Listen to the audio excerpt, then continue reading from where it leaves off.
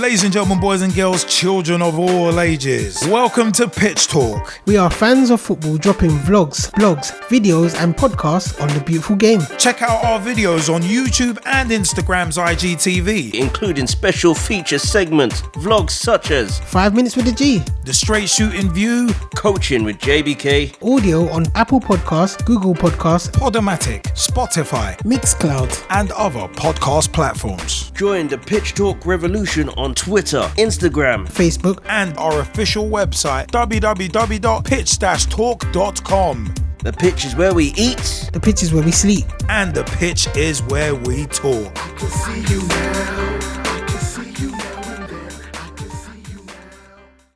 Welcome to Coaching with JBK. Welcome. It's yours truly, JBK, with another special on the Olympics. And I'm not going to deviate like I did with the last vlog. I'm not going to start talking about all other stuff. I'm going to kind of just go with an overall synopsis and my overall opinion of the coverage of the Olympics.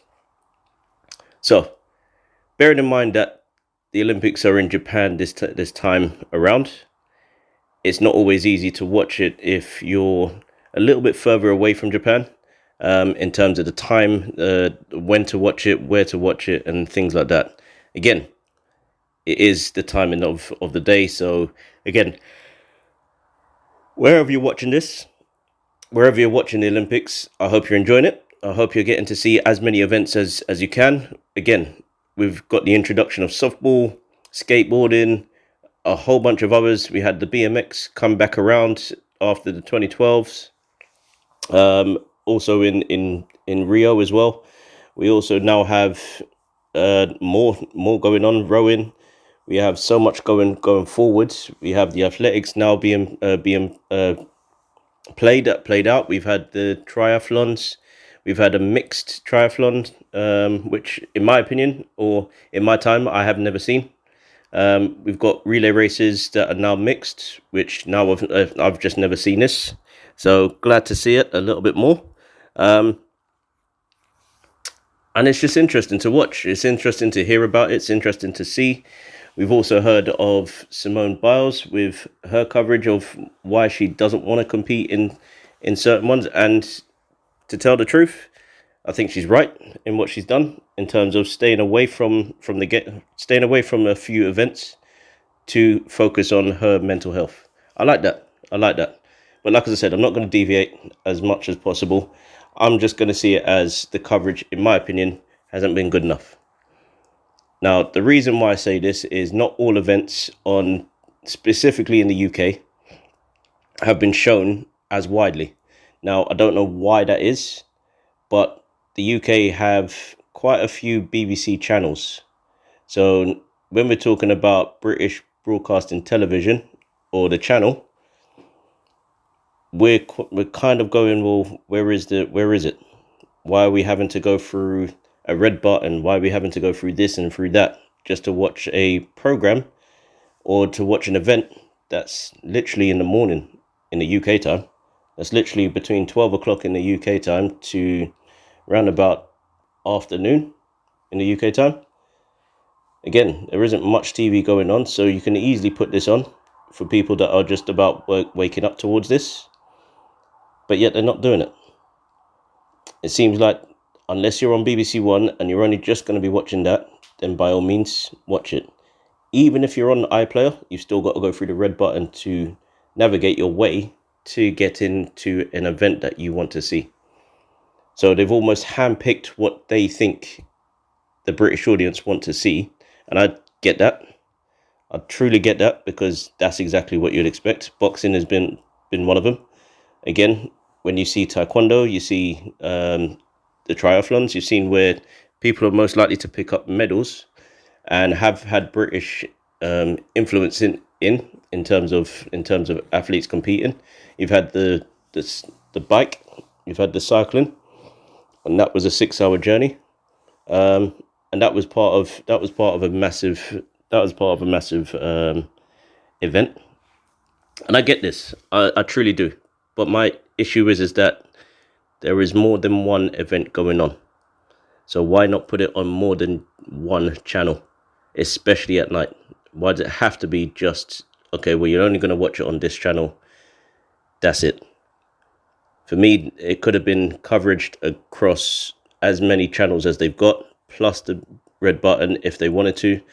And yes, you do get stuck for choice and you do have a variety, but again, we're in a world of technology. The amount of people that have got a tablet, the amount of people that have got a phone, the amount of people that have got a TV that is connected with the internet, the amount of people that have got a laptop, that they can all watch everything. So you can have 3 or 4 screens going all at once. And as crazy as that sounds, as a football coach, that's exactly what you would do.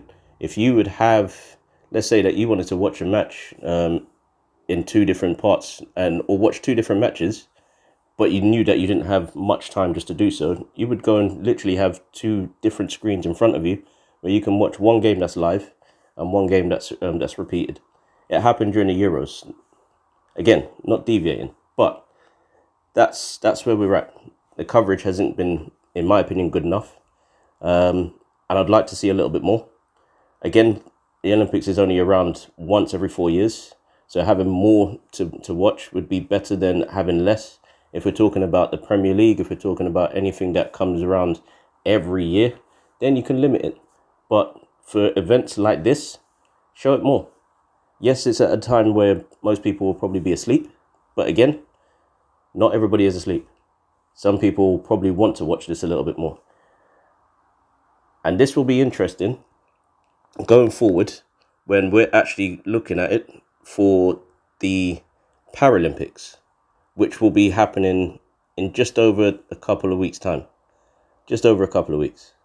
So once these ones are over, once the Olympics are over, the Paralympics will be going ahead. Once we know what's going on with those, again, we've had COVID tests still going forward.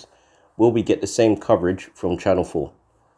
It will be a completely different broadcasting network, but will we get the same challenges, or will we find that Channel 4 has seen this and gone, we can better this or match it at least? And I hope they don't match it. I hope they better it, because the Paralympics is there for us to watch. Now, again, I do understand that it's going to be sometime in the morning for anybody from the UK, but let's watch it. Give us the opportunity to watch it. Have a bit more coverage. Make sure that there's people who understand what is going on. Make sure that there's people who can commentate on what they've seen and what they know of the event.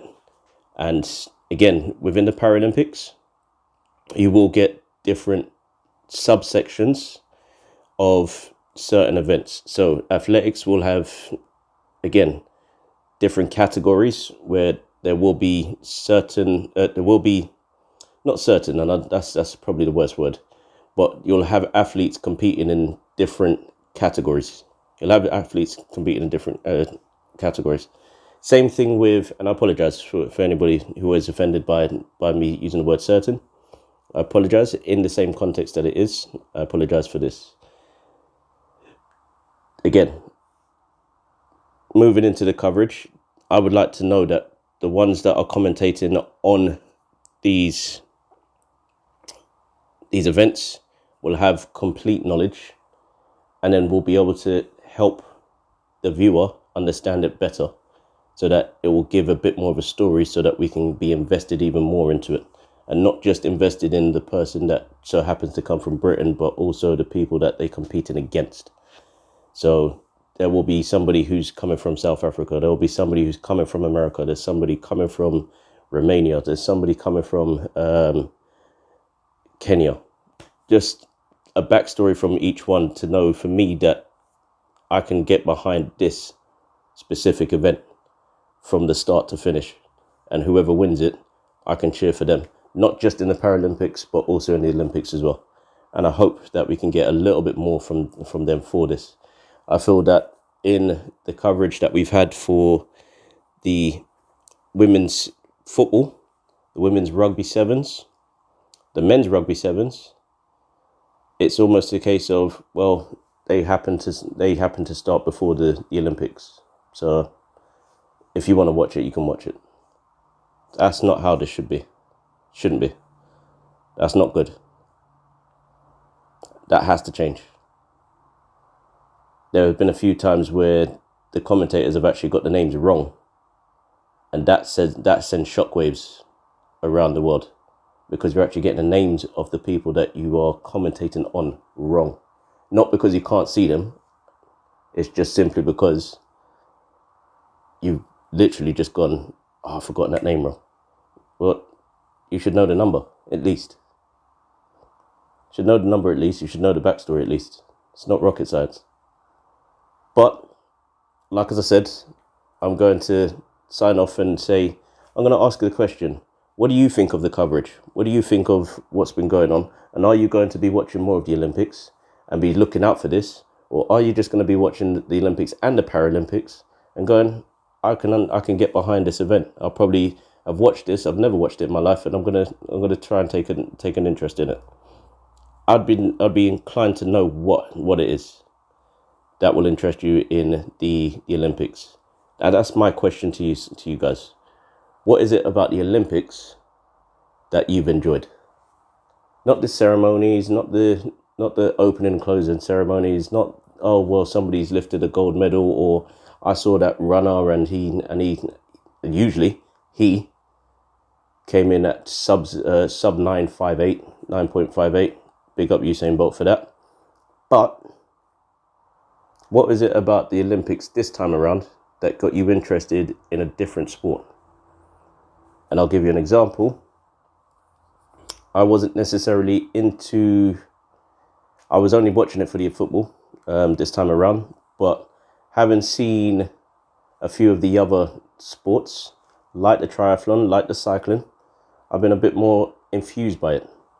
I even watched one of the ones this morning, which was the mixed triathlon relay, and that went very well for Team GB. Well done to them. But for me, that's something that I can get behind, because it was an interesting race, and it was an intriguing race for first, second and third, especially on the last leg, where it came down to either cycling or running, and the runner just so happened to go. Adam Yee, that's his name. So find out who that is, please, by all means. But like as I said, my thing for yourself is, what have you gained from knowledge, or what have you enjoyed watching in terms of coverage and in terms of event of the Olympics and Paralympics? I'm signing off, asking that question and leaving you with that question. Yours truly, JBK, your host of PT. Peace. Join the Pitch Talk revolution. Check out the official Pitch Talk website. www.pitch-talk.com